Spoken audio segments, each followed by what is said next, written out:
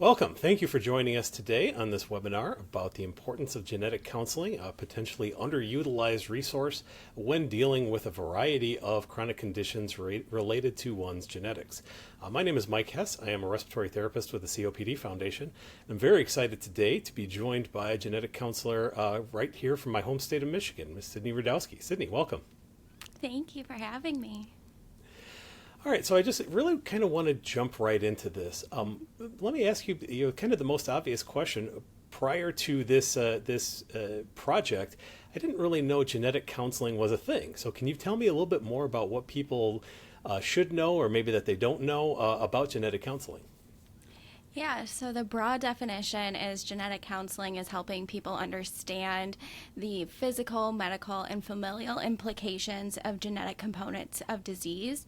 So that can be very broad and common conditions with some genetic underlying causes to fully genetic conditions. Most people are familiar with Down syndrome. So there's what we call the big three different areas of genetic counseling, which is general genetics, which is peds and adult populations. We have prenatal genetics and cancer genetics.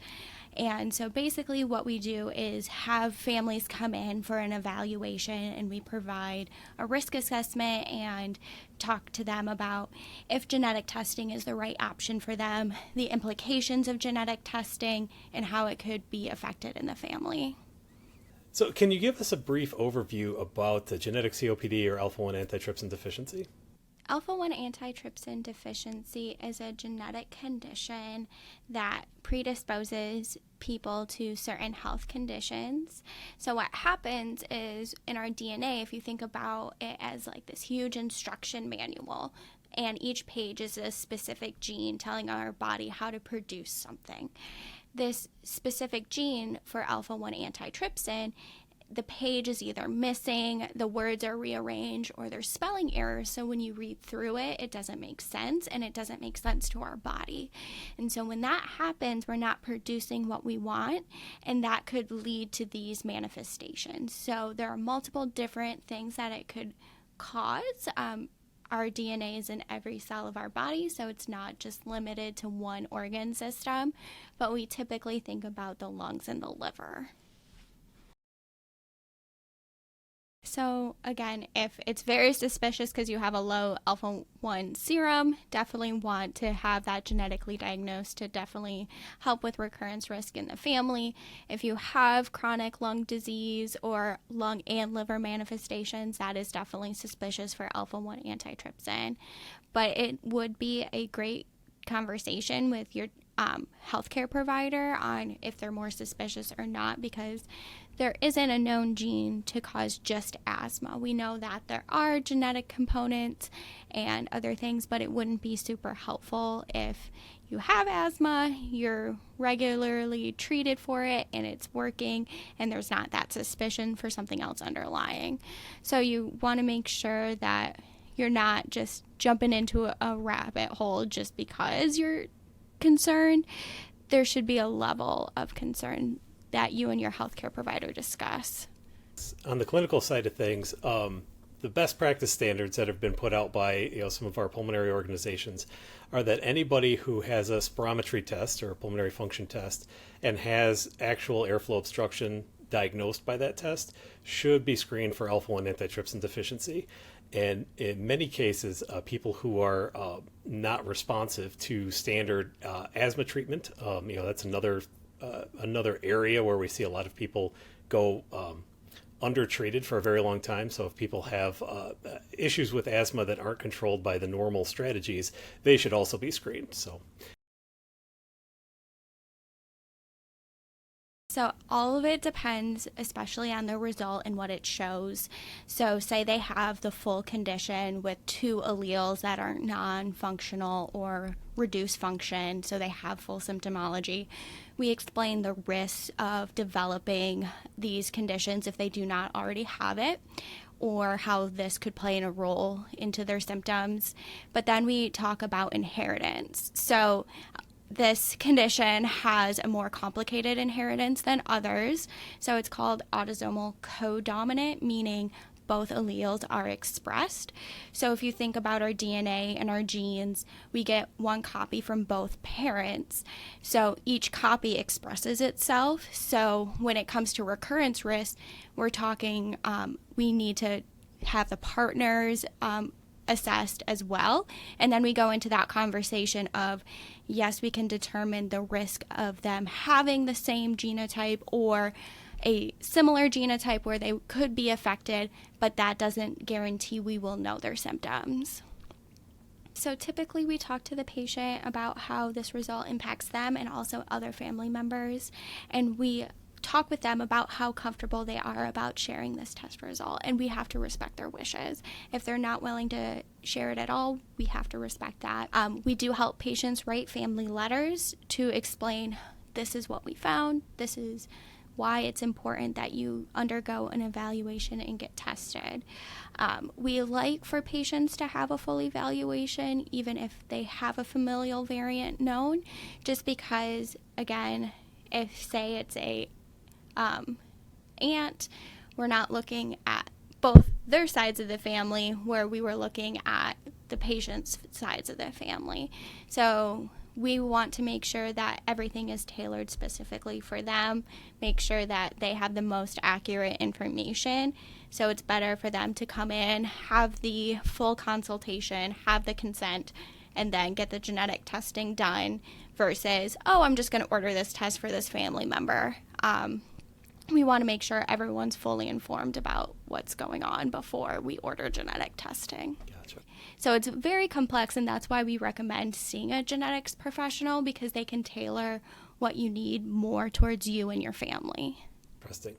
Would you ever have that conversation with a solo patient? Like, let's say somebody has actually been screened and detected with a genetic COPD, and they say, well, I want to come to you and find out, what are my odds of this or that, or so on and so forth. Would you ever see that person individually? Yeah, so we do counsel this typically individually, because we see patients at all stages of life. So if they're not yet looking to have children, but they think that's something in their future, or they have a partner they're looking to have children with, we talk to all of them. It's just, we let them know that the most accurate way to establish an assessment of risk is when we also know what the partner's genotype is, but we can estimate it based on population prevalence as well. So we're able to give them a decent idea of the risk going forward for their children. It's just what variables we have, and it is always an estimate when we don't have the partner's genotype, just because there's potentials that are not calculated. Do we ever see people making lifestyle-based decisions, like perhaps quitting smoking or things like that, based on this kind of discovery and then a subsequent conversation with a genetic counselor? It's definitely possible. We're very much about providing the information to them. So we know that some differences in these genes increase your risk of COPD, and it's especially increased if you have a history of smoking. So we have a very frank conversation with these patients, saying a way to reduce your risk and help long-term is to quit smoking. But again, smoking is an addiction, so it's harder to say, well, I have this, I'm going to quit. It's a more in-depth conversation, and it does help patients have that initiation of, well, maybe this is something I should look into. Maybe this is a good option for me to prevent these long-term chronic conditions that are associated with this condition. Let's look at the other end of the continuum. Let's say you've got somebody who is in their 80s. They have smoked for a long time. They've lived with COPD for a very long time. The clinical guidelines on especially the respiratory side say anybody with this diagnosis of airflow obstruction should be screened for genetic COPD. But let's say this clinician says, well, I know why this person has COPD. I don't really need to do that. I don't feel that that's appropriate. Is there still benefit to finding out a genetic cause, to discuss potentially with other family members? Yeah, we always recommend undergoing genetic testing, especially if patients want to know the risk for their family members. So in some genetic cases, it might not change their management, it might not change their experience, but it could definitely benefit their family members. Like in the cancer space, we do have a lot of patients who have a terminal illness still undergo genetic testing just to be able to screen their family better. So the same thing with genetic COPD. If we have a known cause and it's genetic, we can then look at their family members and say they also have a smoking history because lifestyle and families tend to be similar. We can have that conversation with them earlier. Because of this codominant inheritance, it is more likely to be in multiple generations of the family. So if you have a null or a non-working allele, there's a 50% chance of passing that on. So if you have two non-working copies, you're going to pass on the non-working. In the cancer realm, there are specific genes we know for them that there are certain treatments that work very well. For Alpha-1 antitrypsin, if we know there's this genetic component, there's avenues we could do for research to make sure that we are helping these patients the best we can. And if there's therapy options, we can do that, where if we didn't have any genetic tests, we didn't know they have this, they wouldn't qualify. I have heard that many people may be reluctant to undergo this kind of genetic test because they're concerned about some kind of stigma or finding out something bad may happen to them down the road. Can you talk a little bit about your experience with any of that and why somebody might be reluctant to undergo this kind of testing? Yeah, I think all patients are different and their reasoning are all slightly different. A lot of patients, they're unsure of what the result could mean for them. So though some patients don't like to live with that uncertainty, there are some patients, especially because of the genetics history, especially with eugenics, are nervous about their sample being tested because a lot of labs like to use samples to further genetics research, just because the more we know, the more we can test for, the more we can help patients.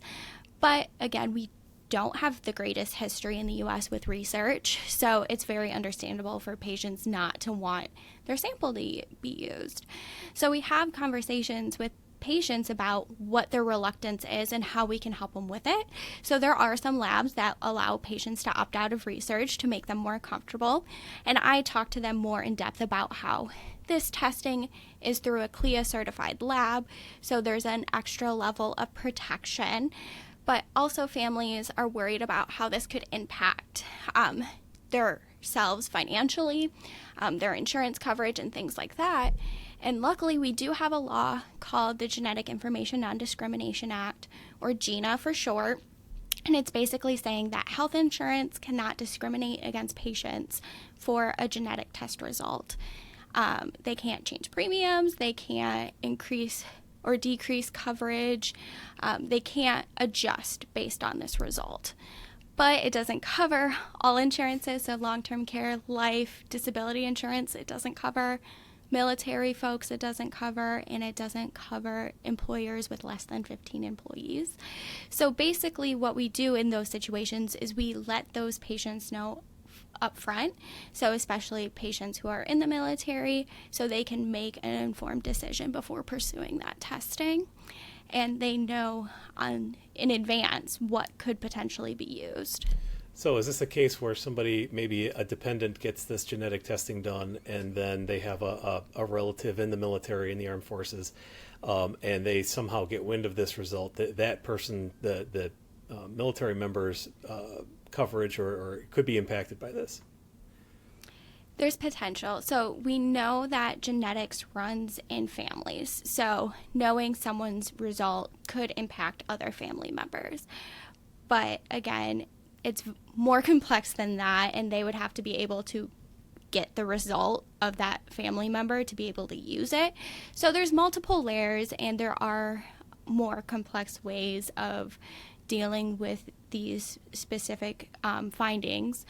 But we like to let patients know because genetics are inherently familial, so potential risks to other family members as well. So it sounds like this whole process really benefits from good communication across all the stakeholders, the patient, the family, the genetic counselor, healthcare team, whether it's primary care or specialist. Can you speak a little bit to how all of these stakeholders can really work together to provide that holistic care you mentioned earlier? Yeah. So my role as a genetic counselor is to explain what genetic testing is, the genetic implications of disease, but I don't recommend treatments. I don't prescribe medications. I can't do any of that. That's not a part of my license.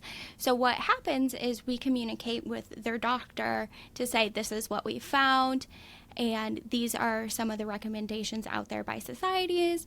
You know your patient best, and you can follow recommendations as you see fit. So the doctor would then give the patient recommendations based on it. So it is a very open conversation with physicians from me, but also to our patients. So I'm going to tell the patient what the result is, what that could mean for their family members and themselves. And then I talk to the physician about what the result is, what this could mean for them, and what it could mean for their family members. So it's this big communication between all players just to make sure that patient care is at the utmost importance. I always like to have patients be at the center of it, so what they want and what their desires are, I try to explain that to the physician as well, just because patient-centered care has the best outcomes. How do people typically access it? Is it always through their primary care provider or something like that, or do they look you up in? I'm going to date myself here. Do they look you up in the phone book, or are you on the internet? How does somebody find a genetic counselor? Yeah, so typically we always recommend getting a referral from, say, your primary care doctor or specialist just for insurance coverage purposes, but that doesn't mean you can only find a genetic counselor through another professional. There's actually a website that you can go to through the National Society of Genetic Counselors, which is really nice because you can say, hey, I want to do this in person. Hey, I want a telemed appointment. You type in your location, the specialty you're looking for, and it'll pop up multiple different genetic counselors that are an option for you, and then you can see if you can schedule with them. But insurance sometimes gets a little tricky, and a referral usually is the best bet. Great. Yeah, when you do get a referral from another healthcare provider, what are some of the elements of that referral that you would look for to make your job a little bit easier? Yeah, more information the better. It depends on the clinic you're in and where you're referring to. When I worked in peds adult genetics, I read every note in their chart. So I was very familiar with the patient, but if you're as specific as possible with your referral, making sure we have all the relevant information, especially if, say, okay, this patient's experiencing COPD, no smoking history, and then there's a family history of it. Like, that is helpful for us. We want all the information we can, and as specific as it can be, it would be very helpful as well. But again, we do our due diligence on our side too. So our prep is only as good as what we have. So if we have no notes to work off of, it's a lot harder for us to make sure we have the best assessment for the patient than if we had the information prior. Do you find that, speaking of insurance, do you find that these kinds of services are covered fairly well? I know every case is a little bit different and coverage is very widely, but in general, do you find that these services are covered pretty well? I think it definitely is based on the indication. Us as genetic counselors and genetics professionals really try to work with insurances to make sure what we're ordering is something that is covered, and we have conversations with patients about the process. And genetics labs have actually gotten really great about working with insurance companies as well. And there's also labs that offer self-pay options for reduced price, even though not every patient with this reduced price can still afford it. I would say a lot of insurances are doing a lot better with genetic testing. I wouldn't say they're perfect at this point. But there are options out there. Okay, so we know it really does take a village to treat our genetic counseling patient. How does somebody start the conversation to somebody and say, look, I really think this is something that we should do? Yeah, I think right now we're in an age where genetic testing is really prevalent. So everyone has heard of like Ancestry, 23andMe, these direct-to-consumer tests. So starting that conversation about how we know that conditions can run in families, and sometimes there is a genetic cause for these conditions that are helpful to know about, because not only could it impact your care, it could impact your other family members as well. And I would like to refer you on to a professional who can best assist you in this. I would like healthcare professionals to make sure they know the difference between the direct-to-consumer test and a professional test, just because we look at different things, and some of these tests for direct-to-consumer are just research-based, they're not clinical-based, so a result doesn't necessarily mean that they are positive. There are tests out there that are CLIA certified through direct-to-consumer, but doesn't necessarily mean that's the best test for them. So having a genetics professional with them working with their case to best plan what is great for the patient might be a little more helpful than these direct-to-consumer testing. Presumably, if you are in a situation where somebody has tested positive, you would want the rest of the family to at least undergo some kind of testing. All right, so any last words on what you want the world to know, particularly healthcare professionals, about your role in genetic counseling and how you can support them give your patients the best possible outcomes? I mean, supporting genetic counseling access. Right now we're not CMS recognized, and we're trying to pass a bill in it.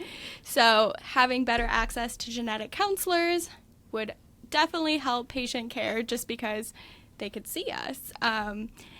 But we're not the biggest field out there, so having a genetics clinic near you might be a little more difficult. So telehealth options are very helpful. So don't get too bogged down by in-person options, because sometimes telemed is the only option in some areas. Great.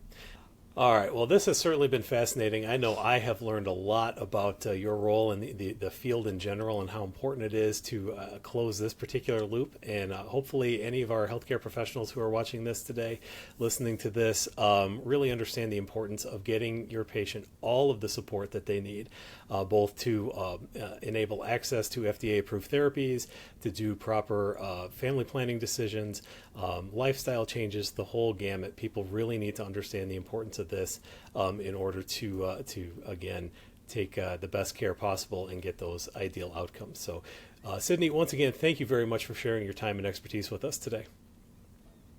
No problem. Thank you for having me. And thank you to everybody out there in the audience. I hope you learned as much as I did, and we appreciate your time. Take care.